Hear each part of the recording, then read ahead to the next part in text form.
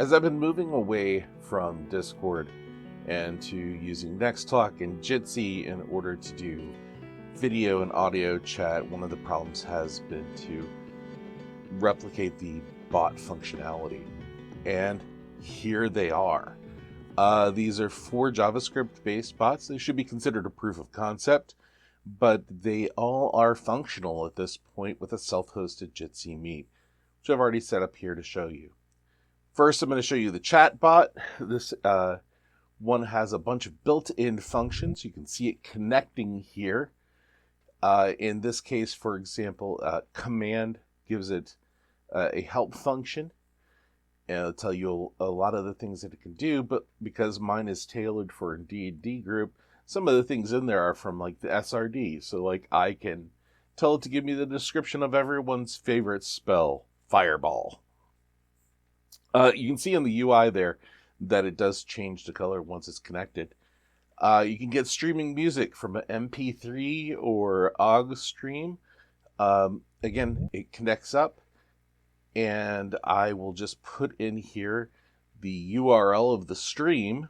In this case, it's coming from MPD. And you can see from the indicator that the music is coming from the stream, not from local audio. To reset a bot, you can just hit reset or toggle. I use Kenku for doing soundboard and music. You want to have that in a separate track so that players or other participants can modify things. Now, it's designed for Discord, but you can play it to a local microphone.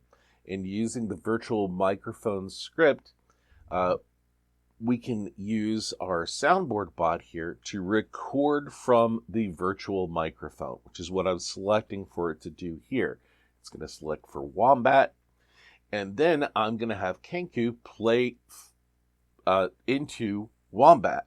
It's not going to touch my audio at all, but it's going to show up in the chat, and you can see that here where the bot is actually the one playing the music. Again, it's not coming through local audio, so you can use your soundboard just like you always have. Perhaps the trickiest part is the recording. It's a little bit more convoluted, but not by much. You start up the bot just like you do any of the others.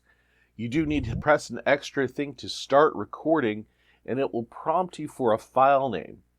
What it's going to do is it's going to record these chunks, and it's going to ask you to download them. Do save the WebM files automatically, otherwise it's going to be a pain in the rear.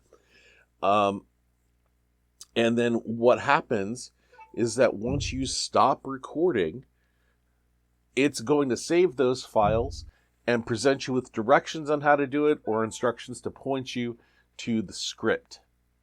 So, this is the output from an earlier recording.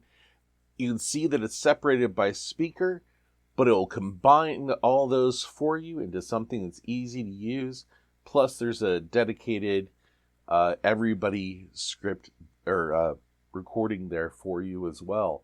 While this is just audio that's specifically by design here, I wanted to make something that was able to run on a 10-year-old laptop or on your browser, and to have something and a setup that would work even if you just had a regular residential home connection.